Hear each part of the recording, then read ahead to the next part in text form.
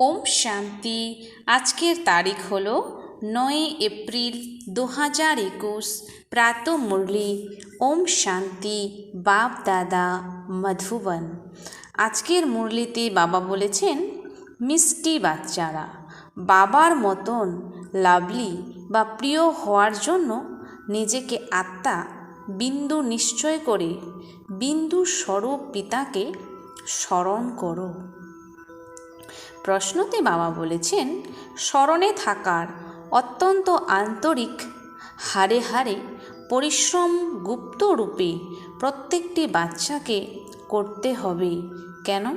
উত্তর, কারণ স্মরণ ব্যতীত আত্মা পাপ আত্মা থেকে পূর্ণ আত্মায় পরিণত হতে পারবে না। যখন গুপ্ত স্মরণে থাকবে, দেহি অভিমানী হবে, তখন বিকর্ম বিনাশ হবে। ধর্মরাজের দণ্ড ভোগ থেকে সুরক্ষিত থাকার সাধন হলো স্মরণ। মায়ার ঝড় স্মরণে বিঘ্ন সৃষ্টি করে, তাই স্মরণের গুপ্ত পরিশ্রম করো, তবেই লক্ষ্মী নারায়ণের মতন লাভলি হতে পারবে। গীত বাবা বলেছেন, ওম নমঃ শিবায়। ওম শান্তি। এই মহিমা হলো বাবার। উনি হলেন সকলের পিতা। স্মরণ করা হয় ভগবান অর্থাৎ পিতাকে, তাকে মাতা পিতা বলা হয়, তাই না? গড ফাদার ও বলা হয়। এমন নয় সব মানুষের গড ফাদার বলা হবে, এমন নয় যে সবাইকে গড ফাদার বলা হবে। বাবা সম্বোধন তো লৌকিক পিতাকেও করা হয়। লৌকিক পিতাও পারলৌকিক পিতাকে স্মরণ করে। বাস্তবে স্মরণ করে আত্মা যে লৌকিক পিতাকেও স্মরণ করে, ওই আত্মা নিজের রূপ, নিজের অকুপেশন সম্বন্ধে জানে না। আত্মা নিজেকে জানে না, তো গড ফাদারকে কীভাবে জানবে? নিজের লৌকিক পিতাকে তো সবাই জানে, তার কাছে উত্তরাধিকার প্রাপ্ত হয়। তা না হলে স্মরণ কেন করবে? পারলৌকিক পিতার কাছে নিশ্চয়ই কিছু উত্তরাধিকার প্রাপ্ত হয় বলে ও গড ফাদার তার কাছে দয়া ক্ষমা প্রার্থনা করে, কারণ পাপ করতে থাকে। এও ড্রামাতে নির্দিষ্ট আছে। কিন্তু আত্মার বিষয়ে জানা এবং তারপরে পরমাত্মার পরিচয় জানা, এ হলো কঠিন সাবজেক্ট। সরলের চেয়ে সরল, আবার কঠিনের চেয়ে কঠিন। যতই সায়েন্স ইত্যাদি শিখুক, চাঁদে চলে যাক, তবুও এই নলেজের সামনে সবই তুচ্ছ। তো বাবা বলেছেন যে বাবার যে নলেজের জ্ঞান, মানুষ যতই সায়েন্সে আগে যাক কিংবা সে চাঁদে চলে যাক না কেন, কিন্তু বাবার এই জ্ঞানের কাছে ওই সব কিছুই হচ্ছে তুচ্ছ। নিজেকে এবং বাবার পরিচয় জানা খুব কঠিন। যে বাচ্চারা নিজেদেরকে ব্রহ্মা কুমার কুমারী বলে পরিচয় দেয়, তারাও নিজেদেরকে আত্মা নিশ্চয় করে। আমি আত্মা বিন্দু স্বরূপ, আমাদের পিতাও হলেন বিন্দু স্বরূপ, এ কথাটি ভুলে যায়। এ হলো কঠিন সাবজেক্ট। নিজেকে আত্মা নিশ্চয় করতে ভুলে যায়, তখন বাবাকে স্মরণ করতেও ভুলে যায় যে আমি আত্মা, ভিন্ন ভিন্ন শরীর ধারণ করে পার্ট প্লে করি। সেই কথা ক্ষণে ক্ষণে ভুলে যায়। এ হলো মুখ্য কথা, বুঝতে হবে। আত্মা পরমাত্মার পরিচয়টি ছাড়া বাকি নলেজ তো সকলের বুদ্ধিতে থাকে। আমরা 84 জন্মগ্রহণ করি, সূর্যবংশী চন্দ্রবংশী হই। এই চক্রটি তো খুব সহজ, সবার জন্য বোধগম্য। কিন্তু শুধু চক্রকে জানলে অত লাভ নেই। যত নিজেকে আত্মা নিশ্চয় করে বাবাকে স্মরণ করলে ততই লাভ হয়। আমি আত্মা হলাম স্টার। তারপরে বাবাও হলেন স্টার, অতি সূক্ষ্ম। তিনি হলেন সদ্গতি দাতা। তাকে স্মরণ করলেই বিকর্ম বিনাশ হবে। এই রূপ স্মরণ কেউ নিরন্তর করে না, দেহি অভিমানী হয় না। ক্ষণে ক্ষণে এই কথা যেন স্মরণে থাকে, আমি হলাম আত্মা, বাবার আদেশ হলো আমাকে স্মরণ করো, তো বিকর্ম বিনাশ হবে। আমি হলাম বিন্দু, এখানে সে পারধারী হয়েছি।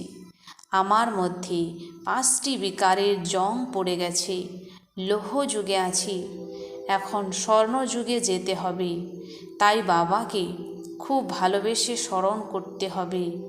এই রূপ বাবাকে স্মরণ করলে মরিচা দূর হবে। এটাই হলো পরিশ্রম। সার্ভিসের কথা তো অনেক বলে, আজ এই সার্ভিস করেছি, অনেকে প্রভাবিত হয়েছে, কিন্তু শিব বাবা বোঝেন আত্মা ও পরমাত্মার জ্ঞান পয়েন্টে কিছু প্রভাব পড়েনি।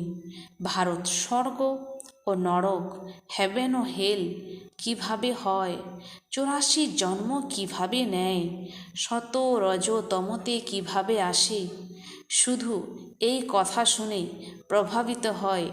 পরমাত্মা হলেন নিরাকার, এ কথাও বুঝতে পারে, কিন্তু আমি আত্মা, আমার মধ্যে 84 জন্মের পাঠ ভরা আছে।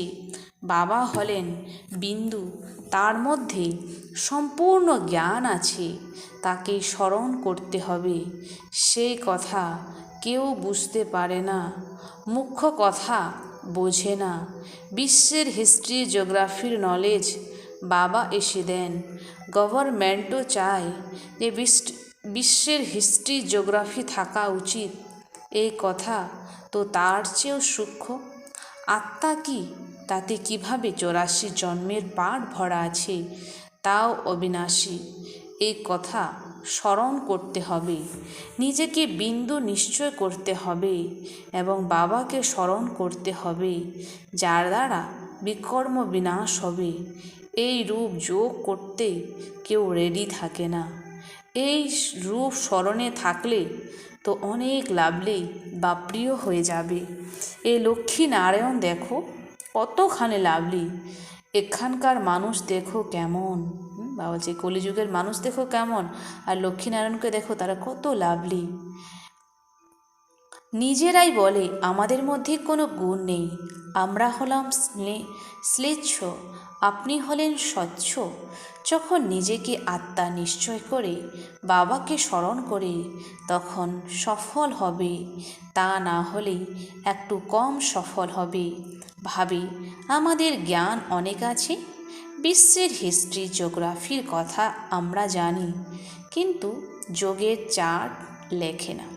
খুব কম যারা এই অবস্থায় থাকে, অর্থাৎ নিজেকে আত্মা ভেবে বাবাকে স্মরণ করে। অনেকের তো প্র্যাকটিস নেই। বাবা বোঝেন যে বাচ্চারা শুধু জ্ঞানের চক্র বুদ্ধিতে ঘোরায়, কিন্তু আমি আত্মা, বাবার সঙ্গে আমাকে যোগযুক্ত হয়ে থাকতে হবে, যার দ্বারা লৌহ যুগ থেকে বেরিয়ে স্বর্ণ যুগে চলে যাব। আমি আত্মা, আমাকে বাবার পরিচয় জানতে হবে, বাবার স্মরণে থাকতে হবে। এই রূপ প্র্যাকটিস অনেকেরই কম আছে, যদিও অনেকে আসে ভালো ভালো বলে, কিন্তু তারা এই কথাটি জানে না আত্মায় কত জং লেগে আছে, সুন্দর থেকে শ্যাম হয়ে গেছে। তো আমরা আত্মা সুন্দর থেকে শ্যাম বর্ণ হয়ে গেছি, আবার সুন্দর হবে কিভাবে সে কথা কেউ জানে না। শুধু হিস্ট্রি জিওগ্রাফি জানবার কথা নয়, পবিত্র কিভাবে হবে, দণ্ড ভোগ না করার উপায় হলো শুধুমাত্র স্মরণে থাকা। যোগ ঠিকঠাক না করতে পারলে ধর্মরাজের দণ্ড প্রাপ্ত হবে। এই সাবজেক্টটি বিশাল, যা নেওয়া কারো পক্ষে সম্ভব নয়। জ্ঞানের বিষয়ে নিজেকে সর্বজ্ঞানী ভেবে নেয়, তাতে কোনো সন্দেহ নেই। মুখ্য কথা হলো যোগে অনেকে দুর্বল, তাই বাবা বলেন সাবধানে থাকো, শুধুমাত্র পণ্ডিত হইও না। আমি আত্মা, পিতাকে স্মরণ করতে হবে। বাবা আদেশ দিয়েছেন মন মনা ভব, এটা হলো মহামন্ত্র। নিজেকে স্টার নিশ্চয় করে বাবাকে স্টার ভাবো, তারপরে বাবাকে স্মরণ করো। বাবার কোনো বিরাট রূপ দৃষ্টিতে আসে না। সুতরাং দেহি অভিমানী হওয়াতেই পরিশ্রম আছে। বিশ্বের মহারাজা মহারানী হয় এক, যাদের লক্ষ প্রজা থাকে। প্রজা তো অনেক, তাই না? হিস্ট্রি জিওগ্রাফি জানা সহজ, কিন্তু যখন নিজেকে আত্মা ভেবে বাবাকে স্মরণ করবে তখন পবিত্র হবে। এইরূপ প্র্যাকটিস করা খুব কঠিন। স্মরণ করতে বসলে অনেক ঝড় বিঘ্ন সৃষ্টি করবে। কেউ আধা ঘন্টা একরস স্থিতিতে যদি বসে, খুব কঠিন কাজ, ক্ষণে ক্ষণে ভুলে যাবে। এতেই গুপ্ত রূপে শক্ত পরিশ্রম প্রয়োজন আছে। চক্রের রহস্য জানা সহজ, কিন্তু দেহি অভিমানী হয়ে বাবাকে স্মরণ করো, সেই কথাটি খুব কম আত্মারাই বোঝে এবং সেইরূপ অ্যাক্ট করে। বাবার স্মরণের দ্বারা তোমরা পবিত্র হবে, সুস্থ শরীর, দীর্ঘ আয়ু প্রাপ্ত হবে। শুধু বিশ্বের হিস্ট্রি জিওগ্রাফি বোঝালে মালায় স্থান প্রাপ্ত হবে না। স্মরণের দ্বারা মালায় স্থান অর্জন করবে। এই রূপ পরিশ্রম কেউ করতে পারে না, তারা নিজেরাও জানে। স্মরণে থাকে না। ভালো ভালো মহারথীরাও এই বিষয়ে দুর্বল। তো বাবা বলছে বাবার স্মরণ করার বিষয়ে কিন্তু বড় বড় মহারথীরাও দুর্বল। মুখ্য কথা হলো বোঝাতে পারে না। এই কথাটি যদিও কঠিন কথা, কল্পের আয়ু তারা বিশাল বানিয়ে দিয়েছে। তোমরা 5000 বছর প্রমাণ করো, কিন্তু আত্মা পরমাত্মার রহস্য কিছু জানে না, স্মরণ করে না, তাই অবস্থা স্থির থাকে না। দেহ অভিমান অনেক আছে। দেহি অভিমানী হলে তবে মালায় মণি হতে পারবে এমন নয়। আমরা বিশ্বের হিস্ট্রি জিওগ্রাফি বোঝাই, তাই মালার কাছে এসে যাব না। আত্মা খুব সূক্ষ্ম, তাতে 84 জন্মের পাঠ ভরা আছে। এ কথাটি সর্বপ্রথমে বুদ্ধিতে বসাতে হবে, তারপরে চক্রকে স্মরণ করতে হবে। মুখ্য কথা হলো যোগী অবস্থা চাই। পাপ আত্মা থেকে পূর্ণ আত্মায় পরিণত হতে হবে। আত্মা পবিত্র হবে যোগের দ্বারা। তো বাবা বলেছেন আত্মাকে পবিত্র করার উপায় হলো যোগের দ্বারা। যোগ বলের অধিকারী আত্মারাই ধর্মরাজের দণ্ডভোগ থেকে সুরক্ষিত থাকতে সক্ষম। যারা যোগ বলের দ্বারা আত্মাকে শক্তিশালী বানাবে, যোগের দ্বারা আত্মার সমস্ত পাপকে ভস্ম করে দিবে, তারাই ধর্মরাজের দণ্ডভোগ থেকে সুরক্ষিত থাকতে সক্ষম। এই রূপ পরিশ্রম করা খুব কঠিন, তাই খুব কম জন করতে পারে। মায়ার অনেক অনেক তুফান ঝড় আসবে। এই হলো গুপ্ত রূপে হাড়ে হাড়ে পরিশ্রম করা। লক্ষ্মী নারায়ণ হওয়া মাসির বাড়ি নয়, সহজ কথা নয়। এইরূপ অভ্যাসী হলে চলতে ফিরতে বাবার স্মরণে থাকবে। একেই বলা হয় যোগ। যদিও এই জ্ঞানের কথা তো ছোট বাচ্চারাও বুঝবে। চিত্রে সমস্ত যুগ ইত্যাদি আঁকা আছে। এই কথাটি সাধারণ। যখন কোনো কার্য শুরু করা হয় তখন স্বস্তিকা চিত্র বানানো হয়। এই চিহ্নটি হলো সত্যযুগ। ত্রেতা যুগের বাকি ওপরে ছোট করে আছে সঙ্গম যুগ। সুতরাং প্রথমে নিজেকে আত্মা নিশ্চয় করে বাবাকে স্মরণ করতে থাকলে তবে সেই শান্তি প্রতিষ্ঠিত হবে। যোগের দ্বারা বিকর্ম বিনাশ হবে। সম্পূর্ণ দুনিয়া এই কথাটি ভুলে গেছে। আত্মা ও পরমাত্মার বিষয়ে কেউ বলে পরমাত্মা হলেন 1000 সূর্যের চেয়ে আলোকময়, কিন্তু তা কি করে সম্ভব? একদিকে বলে আত্মাই সেই পরমাত্মা, তাহলে তো দুজনই এক হয়ে গেল। তাই না? ছোট বড় কোনো তফাৎ থাকবে না, এ বিষয়েও বোঝাতে হবে। আত্মার রূপ হলো বিন্দু, আত্মাই সেই পরমাত্মা, অর্থাৎ পরমাত্মার স্বরূপ হলো বিন্দু, তাই না? এতে কোনো তফাৎ নেই। সবাই পরমাত্মা হলে তো সবাই রচয়িতা হয়ে যাবে। সর্বজনীর সদ্গতি করেন একমাত্র পিতা, সমস্ত আত্মার সদ্গতি একমাত্র শিব বাবা করেন, যাকে সর্বজনীর পিতা বলা হয়। যদিও প্রত্যেকের নিজস্ব পাঠ রয়েছে, এই কথাটি বুদ্ধি দিয়ে বুঝতে হবে। বাবা বলেন, আমাকে স্মরণ করো, তাহলে কাঠ বা দাগ মিটে যাবে। এটাই হলো পরিশ্রম। এক তো অর্ধকল্প দেহ অভিমানী হয়েছিলি, সত্যযুগে দেহি অভিমানী থেকেও বাবার পরিচয় জানবে না, জ্ঞানের কথা জানবে না। এই সময়ে তোমরা নলেজ প্রাপ্ত করো, সেই নলেজ লুপ্ত হয়।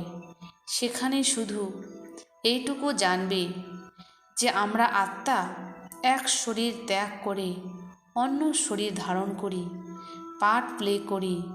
এতে চিন্তার কিছু নেই। প্রত্যেককে নিজস্ব পার্ট প্লে করতে হবে। কাঁদলে কি হবে, এই কথাটি বোঝানো হয়। যদি বুঝতে পারে তাহলে শান্তি পাবে। নিজেরা বুঝলে অন্যদেরও বোঝাবে।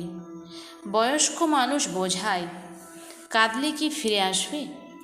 শরীর ত্যাগ করে আত্মা বেরিয়ে গেছে, এতে কাঁদবার কিছু নেই। জ্ঞানহীন অবস্থায় বোধ এমনই ছিল, কিন্তু তারা তো জানে না যে আত্মা ও পরমাত্মা কী জিনিস। আত্মায় খাদ পড়েছে, তারা তো ভাবে আত্মা হলো নির্লিপ্ত। সুতরাং এই সব হলো সূক্ষ্ম কথা। বাবা জানেন, অনেক বাচ্চারা স্মরণে থাকে না। শুধু বোঝালে কি হবে? খুব ভালো অনুভূতি হয়েছে, কিন্তু তাতে তার কল্যাণ হলো না। আত্মা পরমাত্মার পরিচয় প্রাপ্ত হলে যথাযথভাবে বুঝবে আমরা তারই সন্তান। বাবা হলেন পতিত পাবন, এসে আমাদেরকে দুঃখ থেকে মুক্ত করেন। তিনি হলেন বিন্দু স্বরূপ। অতএব বাবাকে নিরন্তর স্মরণ করতে হবে। যদিও হিস্ট্রি জিওগ্রাফি জানা কোনো বিশেষ কথা নয়, যতই বুঝতে আসুক, কিন্তু এই স্থিতিতে স্থির হয়ে থাকুক যে আমি আত্মা, এতেই পরিশ্রম আছে। আত্মা পরমাত্মার কথা তো তোমাদেরকে বাবা এসেই বোঝান। সৃষ্টির চক্র তো খুব সহজ, কতখানি সম্ভব। উঠতে বসতে দেহি অভিমানী থাকার পরিশ্রম করতে হবে। দেহি অভিমানী খুব শান্ত থাকে, তারা ভাবে আমাদের সাইলেন্সে যেতে হবে, নিরাকারী দুনিয়ায় গিয়ে বিরাজিত হতে হবে। আমাদের পার্ট এখন পূর্ণ হয়েছে। তারা বুঝবে বাবার স্বরূপ খুব সূক্ষ্ম, উনি বিশাল লিঙ্গ স্বরূপ নন। বাবা খুবই সূক্ষ্ম, তিনি নলেজফুল, সর্বজনের সদ্গতি দাতা। আমি আত্মাও নলেজফুল হচ্ছি, এমন চিন্তন করলে তবে উচ্চ পদের অধিকারী হবে। দুনিয়ায় কেউ আত্মা ও পরমাত্মার পরিচয় জানে না। দুনিয়ার মানুষ আত্মার পরমাত্মার পরিচয় জানে না। তোমরা ব্রাহ্মণরা এখন জেনেছ, সন্ন্যাসীরাও জানে না, তারা এসে বুঝবেও না। তারা তো সবাই নিজের নিজের ধর্মে আসবে, হিসেব নিকেশ মিটিয়ে ফিরে যাবে। তোমাদেরও এইরূপ পরিশ্রম করলে বাবার কাছে উত্তরাধিকার প্রাপ্ত হবে। এখন পুনরায় দেহি অভিমানী হতে হবে। হৃদয় তো আছে আত্মাতে, তাই না? আত্মাকে বাবার সঙ্গে হৃদয় যুক্ত করতে হবে। হৃদয় শরীরে নেই, শরীরে তো সবই স্থূল অর্গান আছে। অন্তরকে বাবার সাথে যুক্ত করা, এই কাজটি হলো আত্মার। নিজেকে আত্মা ভেবে পরমাত্মার সঙ্গে হৃদয়টিকে যোগ করতে হবে। আত্মা খুবই সূক্ষ্ম, আত্মা কত সূক্ষ্ম, পার্ট প্লে কতখানি করে। এটাই হলো প্রকৃতি। এইটুকু আত্মাতে কতখানি অবিনাশী পার্ট ভরা থাকে, যা কখনো শেষ হয় না। খুবই সূক্ষ্ম। তোমরা চেষ্টা করলেও কোনো বড় জিনিস স্মরণে আসবে। আমি আত্মা, সূক্ষ্ম স্টার, তো বাবাও হলেন সূক্ষ্ম। বাচ্চারা, তোমাদের সর্বপ্রথমে এই পরিশ্রম করতে হবে। এত সূক্ষ্ম আত্মাই এই সময় পতিত হয়েছে। আত্মাকে পবিত্র করার এই হলো উপায়। পড়াশোনা করতে হবে। তো বাবারই জ্ঞান থেকে পড়াশোনা আমাদের করতে হবে। তারপরে খেলাধুলা তো আলাদা কথা, খেলা করাও একটি দক্ষতা। পড়াশোনার দ্বারা পদ মর্যাদা প্রাপ্ত হয়, খেলাধুলার দ্বারা পদ মর্যাদা প্রাপ্ত হয় না। খেলা ইত্যাদির ডিপার্টমেন্ট আলাদা, তার সঙ্গে জ্ঞান বা যোগের কানেকশন নেই। এই ভোগ ইত্যাদি অর্পণ করাও হলো এক প্রকারের খেলা। মুখ্য কথা হলো স্মরণের। আচ্ছা, মিষ্টি মিষ্টি হারানিধি বাচ্চাদের প্রতি মাতা পিতা বাপ দাদার স্মরণে স্নেহ সুমন আর সুপ্রভাত। আত্মাদের পিতা ওনার আত্মারূপী বাচ্চাদেরকে জানাচ্ছেন নমস্কার। আমরা সকল আত্মারূপী বাচ্চারা জানাই বাপ দাদাকে স্নেহ সুমন আর নমস্কার। ধারণার জন্য মুখ্য সার। 1 নাম্বার, ধর্মরাজের দণ্ডভোগ থেকে বাঁচার জন্য স্মরণের গুপ্ত পরিশ্রম করতে হবে। পবিত্র হওয়ার উপায় হল নিজেকে আত্মা বিন্দু নিশ্চয় করে বিন্দু স্বরূপ পিতাকে স্মরণ করা। 2 নাম্বার, জ্ঞানের ক্ষেত্রে নিজেকে সর্বজ্ঞানী ভাববে না, একরস অবস্থা বানানোর প্র্যাকটিস করতে হবে। বাবার যা আদেশ সে আদেশ পালন করতে হবে। বরদান, সত্যতা স্বচ্ছতা ধারণার দ্বারা সমীপে অনুভবকারী সম্পূর্ণ মূর্তি ভব।